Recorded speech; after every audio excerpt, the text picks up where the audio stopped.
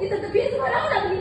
काय करायचं आम्ही, कसं करायचं सांग, फीस कशी भरायची, फीस परत इकडून तिकडून जमा करून फीस भरली. 5,000 कमी पडले, सगळे जमा करताना 1,00,000 रुपये सोबत न्यावं लागेल. वाटते किती लाख, 96,500 फीस होती. मग 1,00,000 रुपये जमा केले, 5,000 कमी पडले. 5,000साठी ऑटो लावला.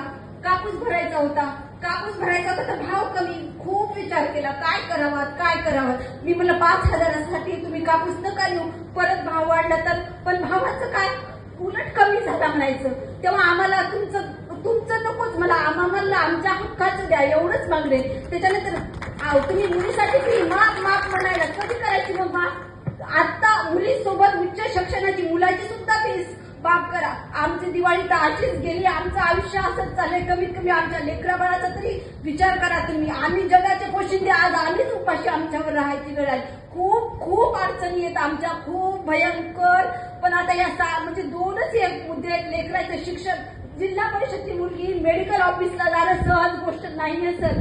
सेलू तालुक्याच्या ठिकाणी काही असे कोचिंग क्लासेस वाले आहेत, ते गरीबाच्या शेतकऱ्याच्या लेकरासाठी टाके कोचिंग क्लासेस. सर तिथं शेतकऱ्याचं 100 लेकरू फ्री मध्ये शिकते.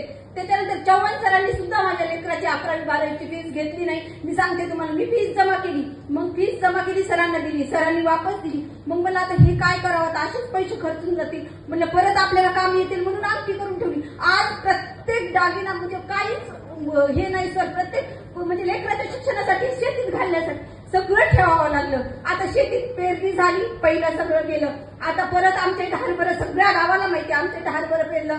ते आता खूप पाऊस आल्यामुळे ते हरभरं सुद्धा गेलं. आता परत पेरणी करायची, केरळाची तर कशी करायची, कुठून बी आणायचं, कुठून काय आणायचं, व्याजाने पैसे काढायचे, पैसे आणलेले कसे फेडायचे. आज शेतीवर फक्त पोट भरताय, तेही घरी केली तर. मग आम्ही आमच्या मालाला भाव असला तर आम्ही आमच्या लेकरं बाळा शिकवणार नाही.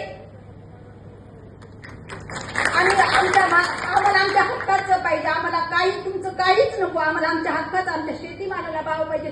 आज जर त्याच वेळेस जर भाव असला असता तर मी एकदम म्हणजे मला लोकांचे 1,00,000 रुपये उसने घ्यायची आम्हाला गरज पडली नसती. मग त्यांनी खूप एका दिवशी लेकरासाठी खरंच बापाचं काळीच ते बापाचं असते विचार करू लागले. ते कसं करावं, काय करावं. पोरगीच आपली एवढी हुशार आहे सर. मी तुम्हाला आज मनातलं सांगते, दोघांच्याही मनात असं आलं होतं, चिठ्ठी लिहून ठेवा आणि आमच्या लेकरासाठी असं म्हणावं की आमच्या लेकराचं फक्त तुम्ही शिक्षण करा, आमचं लेकरं हुशार आहेत, शिक्षण करा. आम्ही जेव्हा सगळे मार्क संपत तेव्हा मार्क तो दिसतो सर. कारण सगळे मार्क पैशाचं सोंग करता येत नाही, सगळे सोंग करता येत, पैशाचं सोंग करता येत नाही. तेव्हा असं वाटलं की खरंच हे संपून जावं, फक्त लेकराच्या सुखासाठी. जर हे लेकराचं सुखेच जर होत असेल ना, तेव्हा वाटलं होतं खरंच करावं. दोघांनी खूप विचार केला. आमच्या इथेही पोरीमुळे खूप रडले. खरंच तेव्हा मला कळलं, खरंच बापाचं काळीज काय असतं.